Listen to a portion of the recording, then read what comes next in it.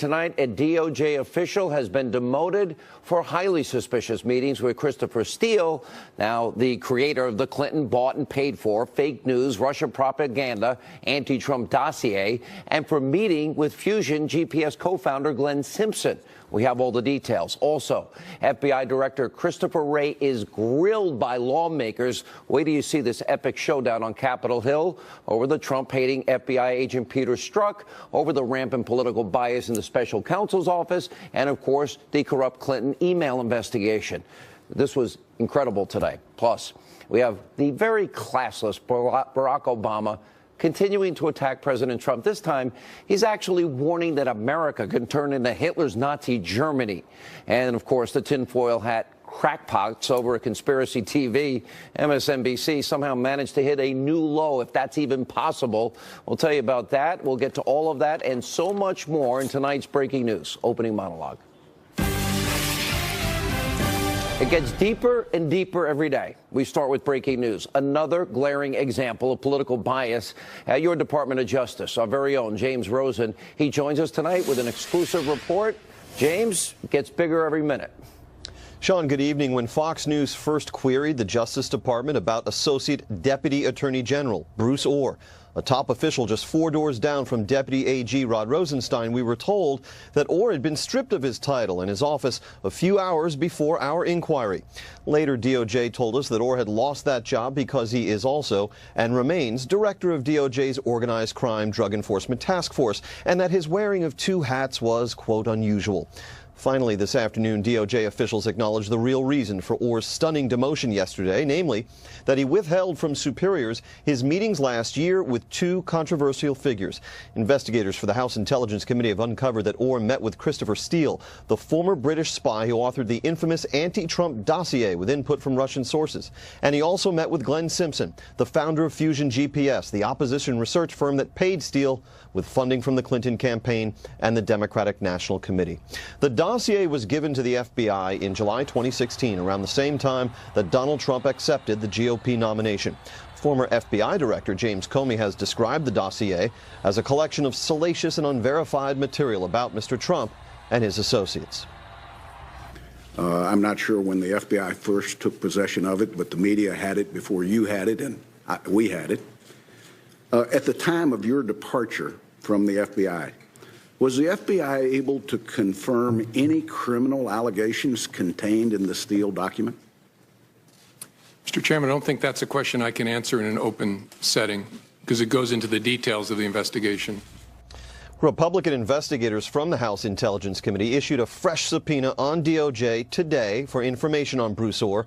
They are looking to determine whether the Democratic-funded dossier was used to obtain FISA surveillance on a Trump campaign advisor named Carter Page. Sean. Big question. James Rosen, thank you tonight from Washington.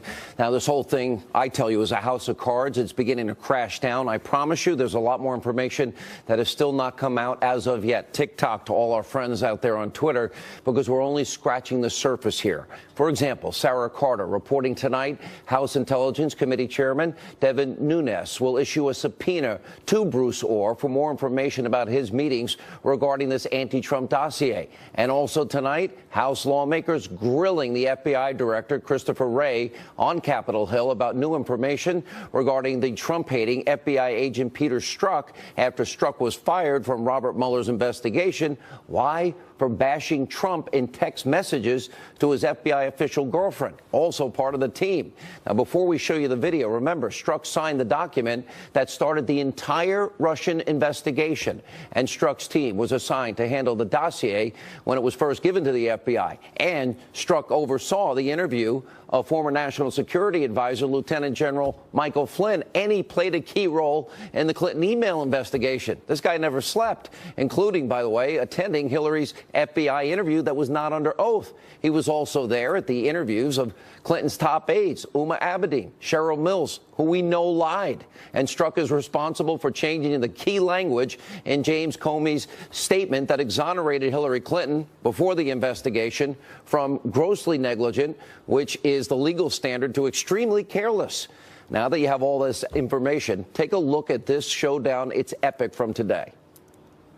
What we've learned about FBI agent Strzok is that This is the one FBI agent that is literally at the epicenter of virtually every major decision the FBI has been involved in, action and inaction, about candidate Trump, about President Trump, and about candidate Clinton. And if that one agent at the center or source is decidedly anti-Trump and decidedly pro-Clinton, that raises real questions. I'm sure you're aware of the recent media reports indicating that Peter Strzok, who is a special agent at the FBI, changed the words grossly negligent to extremely careless in former Director Comey's statement closing the Clinton investigation. Gross negligence is the language in the statute, I believe. But I believe also that almost anybody who grabbed a thesaurus would say that gross negligence and extremely careless are pretty darn close to each other. You're right, they are synonyms. Extremely careless is a synonym for grossly negligent, which begs the question, why change it? How did this guy get on your supposedly unbiased team in the first place? If you watched today, you saw something that we have been telling you now for a long time, that other networks that say they're fair and balanced and objective and they consider themselves to be real journalists never talk about. Pretty amazing. Now, Peter Strzok, that's the Trump-hating, Clinton-loving FBI agent.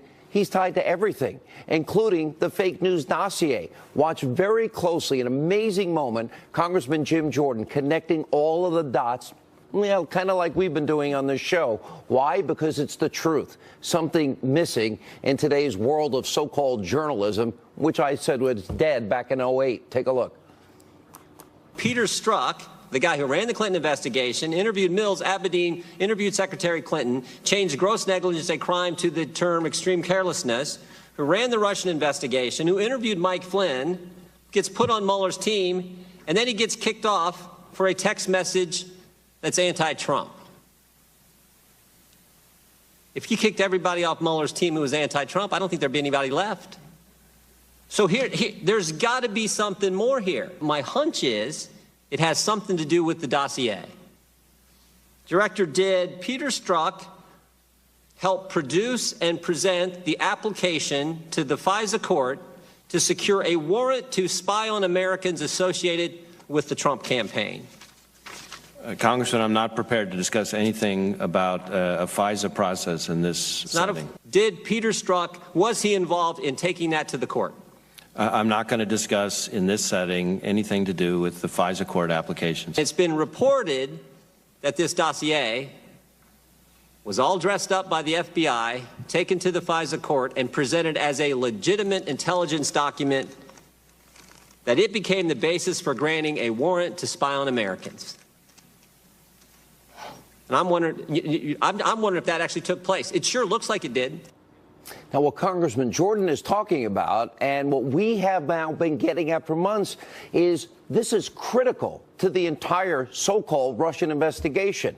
You got everybody in the liberal, mainstream, destroy Trump media trying to make this all about non-existent Trump-Russia collusion. It's been a year, no evidence, but they've all been missing the point, and frankly, deliberately misleading and lying to you, the American people. They're lazy and they're overpaid. It's pathetic. The big story in all of this is the growing possibility, yes, it's emerging, that the FBI used the Clinton bought and paid for Russian dossier to obtain a FISA warrant to spy on American citizens that were connected to candidate and then President-elect Trump.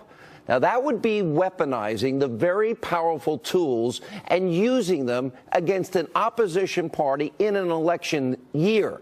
Now, let's be clear here. It's not a smoking gun quite yet, but it's coming. But that's all where the signs now are pointing to. We'll follow this every single step of the way. We're ahead of the curve. Please stay with us. And one more very important point. Can anyone explain to me, anybody at all, how Robert Mueller's investigation can be described as fair, impartial, not biased?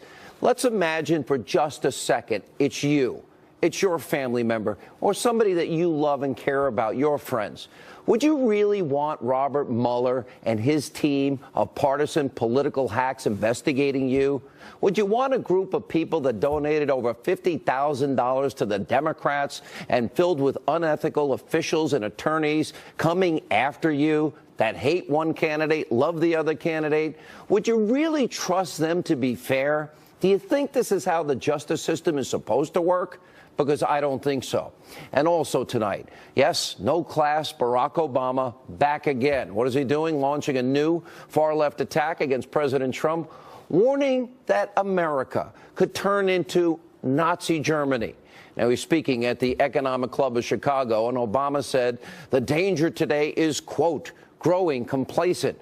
We have to tend to this garden of democracy or else things could fall apart quickly.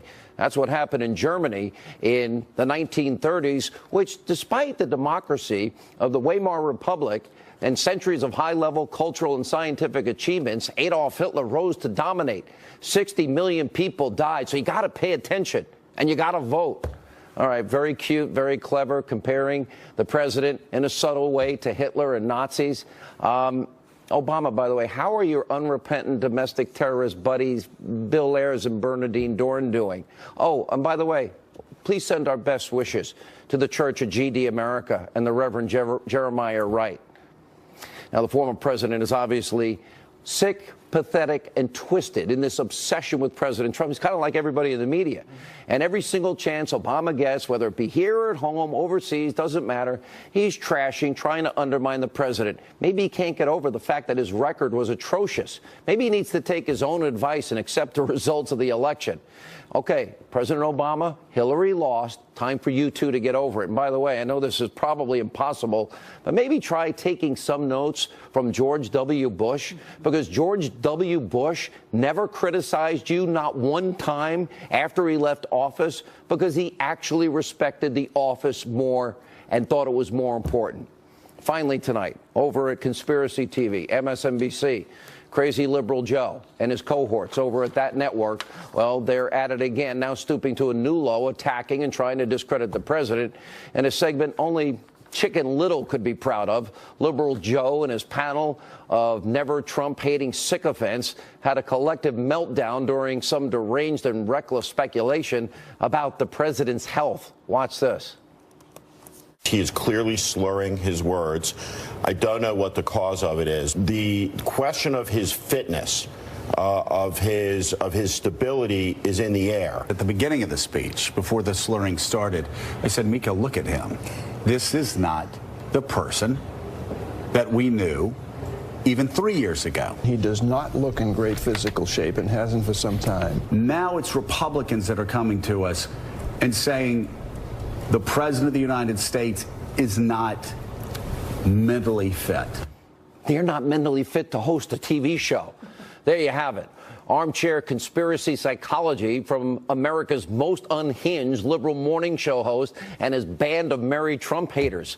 It makes you wonder why Liberal Joe has so much rage and contempt for this president. Joe, you're kind of scaring us. I'll pay for therapy if you need it.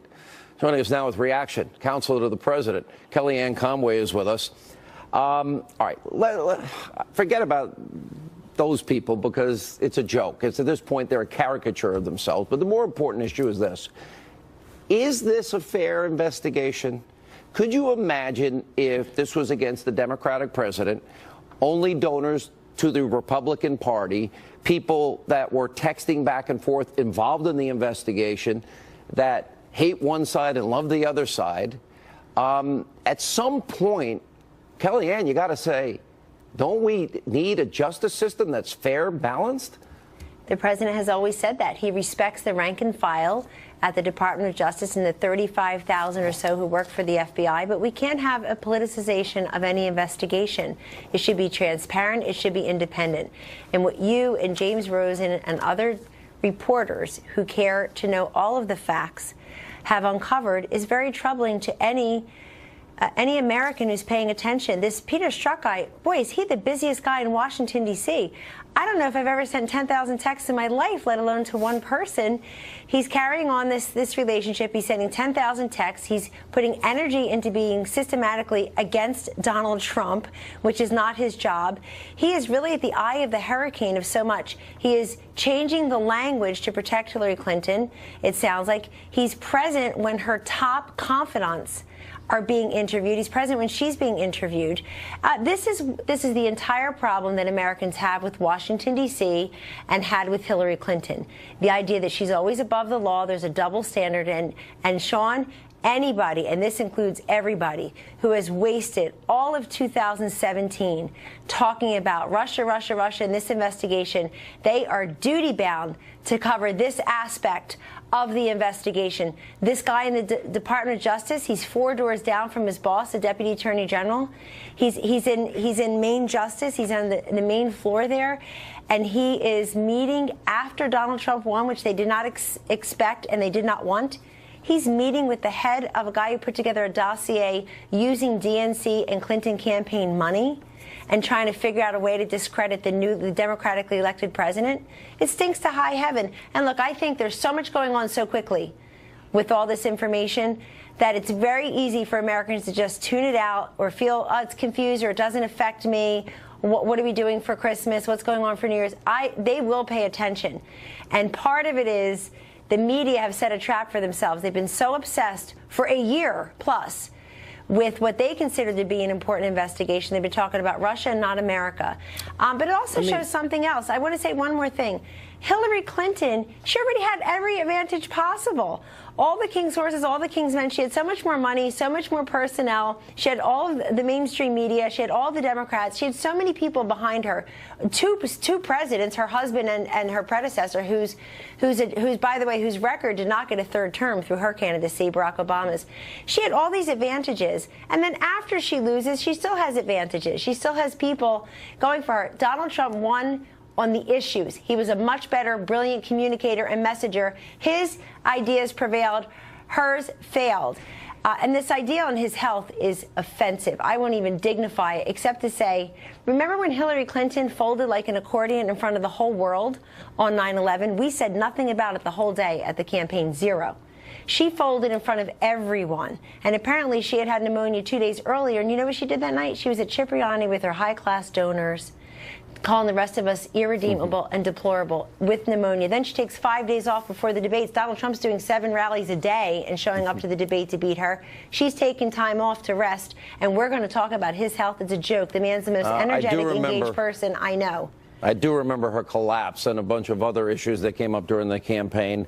Kellyanne, good to see you. We appreciate it. And, thank you.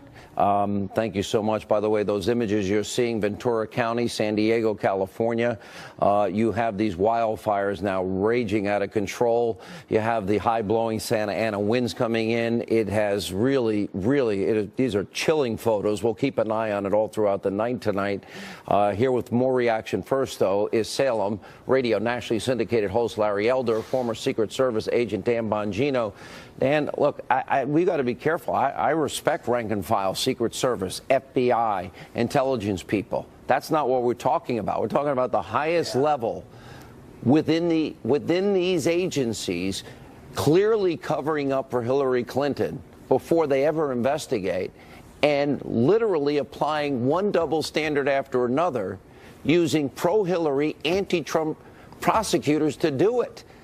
This literally is a threat to our entire legal system if this holds up. Your thoughts?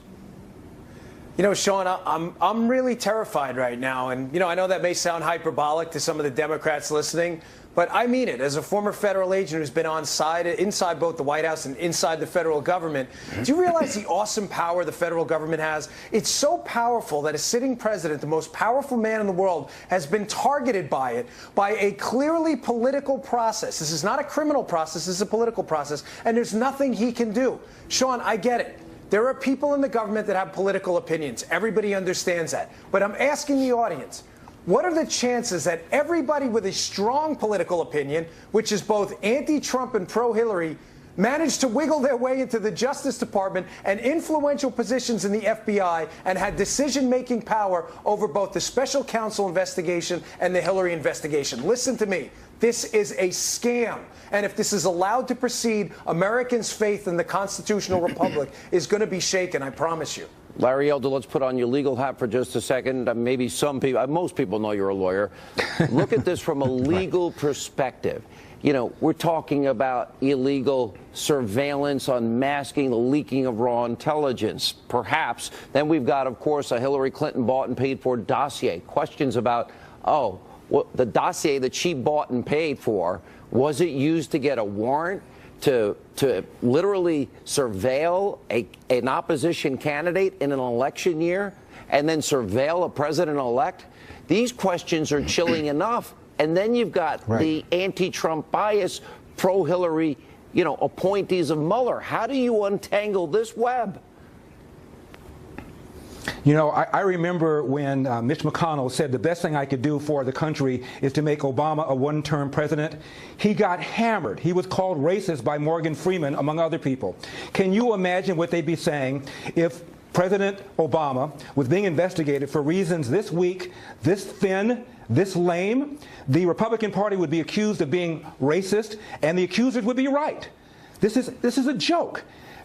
Can you imagine if Obama was being investigated by people who had made contributions to John McCain or to Mitt Romney, and had sent text messages slamming him? Agreed. I mean, it's insane. It's insane. And then to pay for this dossier, and the dossier apparently was the trigger to go to the FISA court to get a warrant to surveil members of the Trump team. It is incredible to me that this is going on in this country. And again, if the shoe were on the other foot with the same fact pattern and they were going after Obama, the country would be on fire. You'd have people screaming bloody murder. Yeah, I have friends of mine retired, currently FBI, and I know you do, Dan Bongino, and they are apoplectic over what is going on here. They see clear. They feel like the president feels that this agency, these agencies that they love and have devoted their lives to, is rightly come under criticism for those at the top with what they're doing and how they're doing. When have you ever heard of an exoneration by the FBI changing language, the exoneration before the investigation? How could anybody, by any definition, say that is fundamentally just in any way? You can't, Sean. The Justice Department failed us. I'm sorry. It let us down. I agree with you. I know the rank and file, the men and women. They're great. It's not their fault. But, Sean, the single most important question right now, I believe, in the American political process, the special counsel, everything going on, the single most important question was asked by Jim Jordan today. Was the dossier, a political opposition research document, used to get an affidavit to spy on what would have been, under any other circumstance, a law-abiding American in Mike Flynn? If that's the case, Sean, mark my words on this. You saw the first hijacking of the FBI by the Democratic National Committee and a major political party candidate in the Hillary Clinton campaign. All right. Thank you both for being with us. And Sean, look at the double standard here. Hillary skates. The server's in the basement. The emails are deleted, and she skates. And all of a sudden, they Trump covered is being for investigated. Larry. It's outrageous. The fix was in. They covered for Hillary Clinton. It was all a cover-up. The whole thing. It's provable now. All right. Thank you both. We have a lot more to cover tonight. Powerful edition of Hannity. Sarah Carter, brand new report, along with Greg Jarrett, John Solomon. Also, Newt Gingrich is here. As you can see on your screen, Ventura County, San Diego, raging wildfires, leaving a trail of destruction as we speak in Southern California. We'll have a report on that and more.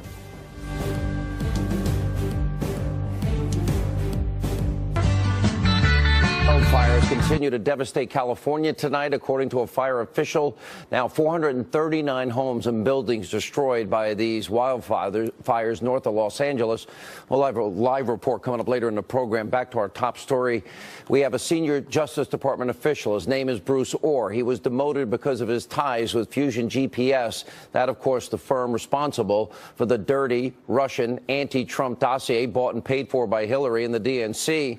And Sarah Carter reporting tonight that the House Intel Committee Chairman, Devin Nunes, is going to issue a subpoena for this demoted Justice Department official. Now, joining us now with more on this developing story from the Hill, John Solomon, investigative journalist Sarah Carter, Fox News legal analyst Greg Jarrett. We got to, Sarah, start with where we are here. And it's not just him. Rumors tonight running rampant of a major shakeup coming to the FBI, possibly as early as tomorrow.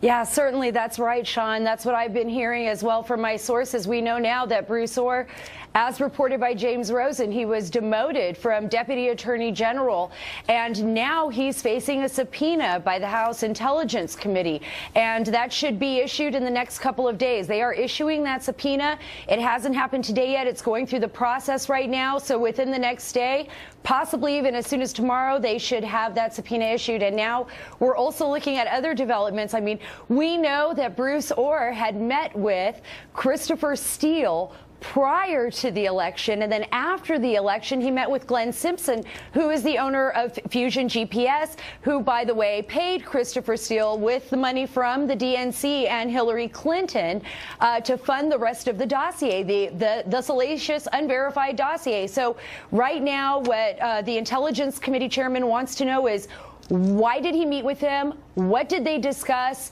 And why did he meet with Glenn Simpson? And what did they discuss after the election? This is really big news. They say this is big, big news, maybe even bigger than Peter Strzok. All right. That's just all great points you're making. And by the way, also the talk of, well, what did Rod Rosenstein know? I'd like to know what he knew. I'd like to know what Comey knew. I'd like to know what Mueller knew ahead of all of this.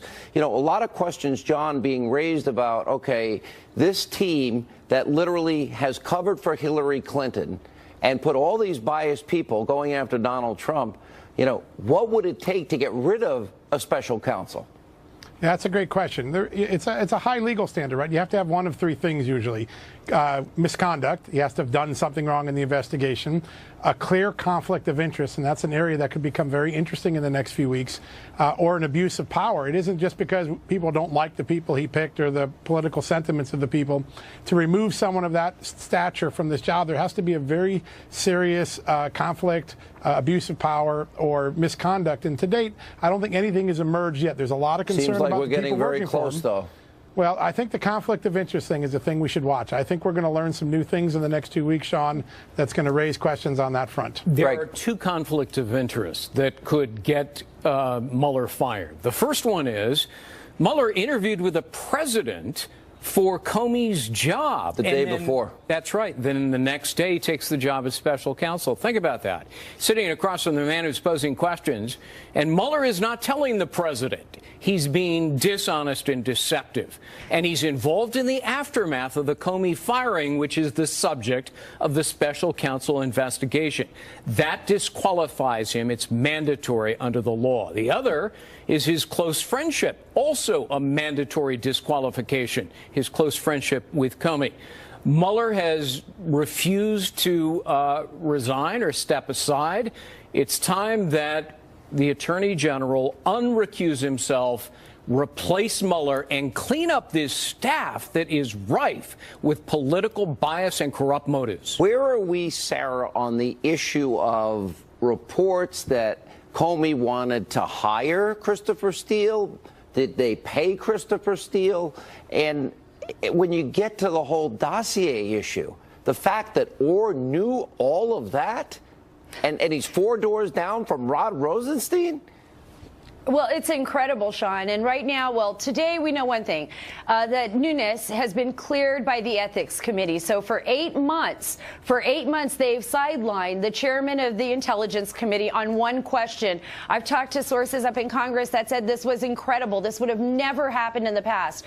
But those are the questions that they want answers to, and that's what they're seeking. So they will subpoena Bruce Orr. They will ask these questions. They have already presented those questions to the DOJ. We know the Inspector General is investigating this, and these are the questions that the American public wants answered, as well as me, as well as John, everybody else, you.